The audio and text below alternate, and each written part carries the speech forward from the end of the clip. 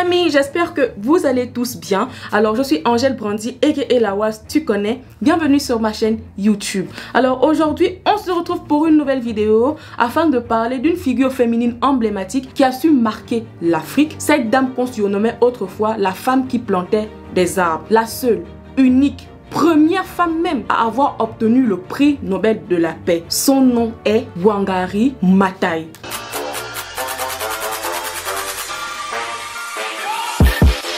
Okay. Yeah. Avant bien sûr de vous relater son histoire, je vous invite à vous abonner à ma chaîne, à activer la cloche de notification pour ne rater aucune de mes autres prochaines vidéos. Wangari Maathai est née le 1er avril 1940 à Iite au Kenya. Elle fut élevée par ses parents au centre du dit pays, plus précisément dans les White Islands qui est une ancienne colonie britannique. Ses parents qui sont fermiers et appartiennent au peuple Kikuyu luttent fortement pour la subsistance de leur tribu. Étant donné qu'elle est la première née d'une famille de 6 enfants, Wangari va donc s'occuper des 3/4 des travaux ménagers et de ses petits frères. De par la volonté de sa mère, Wangari se fera inscrire dans une école primaire en 1948. Une école appelée Iite Primary School, école dans laquelle peu de filles y accèdent. Elle suit ses études secondaires dans le couvent Loreto, une école de filles Limuru. Elle décroche son baccalauréat en 1959, puis en 1960, elle obtient une bourse du Student Airlift Program, bourse permettant aux Kenyans de continuer ou de terminer leurs études supérieures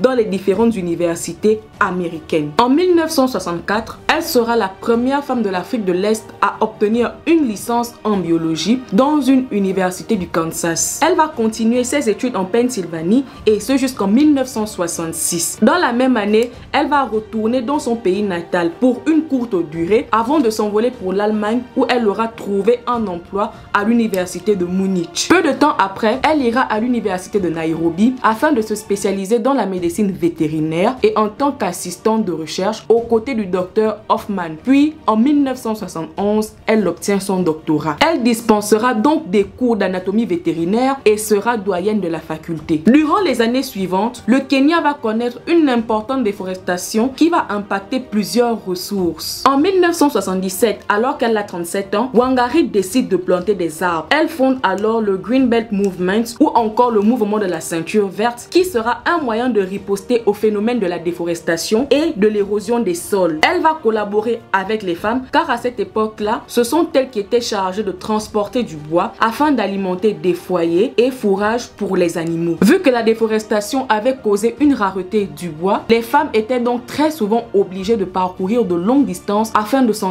procurer. En effet, elle est active dans le monde de l'environnement, tout comme elle est aussi dans celui des droits de la femme. Toujours en année 1977, alors que Wangari est mère de 3 enfants, elle divorce. Son mari l'accuse d'être une femme trop instruite et surtout très difficile à contrôler. L'affaire sera prolongée jusqu'au tribunal et le fameux époux réutilisera les mêmes arguments, ce qui fera en sorte que Wangari perde le procès. Après que ce verdict soit énoncé, Wangari ira affirmer à la presse que le juge a été non seulement incompétent, mais aussi corrompu, ce qui va lui valoir 24 heures d'emprisonnement après qu'on lui ait demandé de s'excuser, chose qu'elle n'a jamais faite.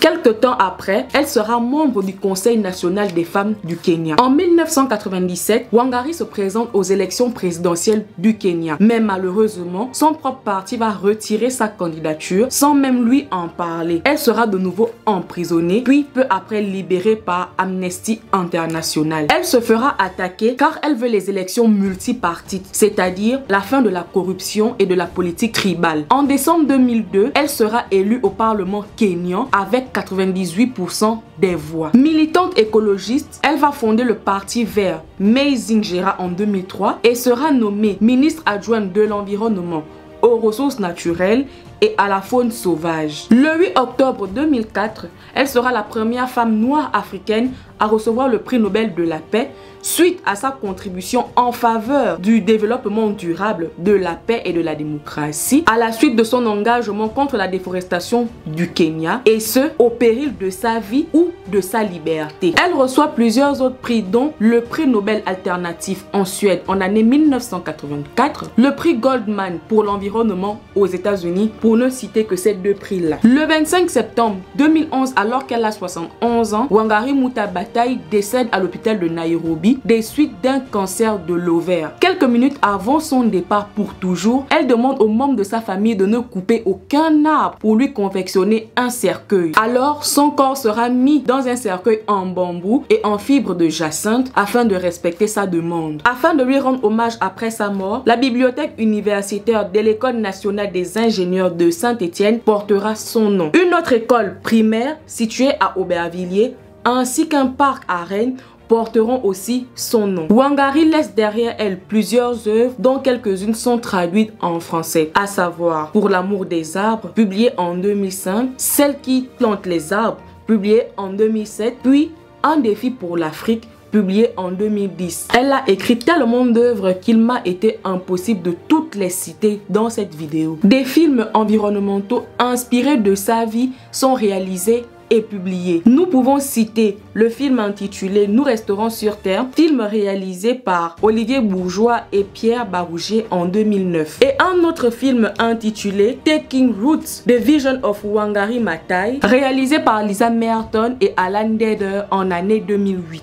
En somme, nous devons retenir que Wangari Maathai Maathai fut une femme engagée et déterminée à non seulement préserver l'environnement du Kenya, mais aussi celui de l'Afrique dans toute sa splendeur. Elle s'est fortement battue pour la cause des femmes, a obtenu plusieurs prix dont le plus beau et le plus grand qu'on puisse offrir à une femme noire africaine, le prix Nobel de la paix. Elle réussit non seulement à marquer son époque, mais aussi les époques à venir. Les amis, c'est ici que s'achève ce récit. Alors, si vous avez bien aimé l'histoire de Wangari Maathai Maathai ou que vous la découvrez à peine, n'hésitez surtout pas à me le faire savoir en commentaire. Et n'oubliez pas, likez, partagez et on se retrouve pour une prochaine vidéo.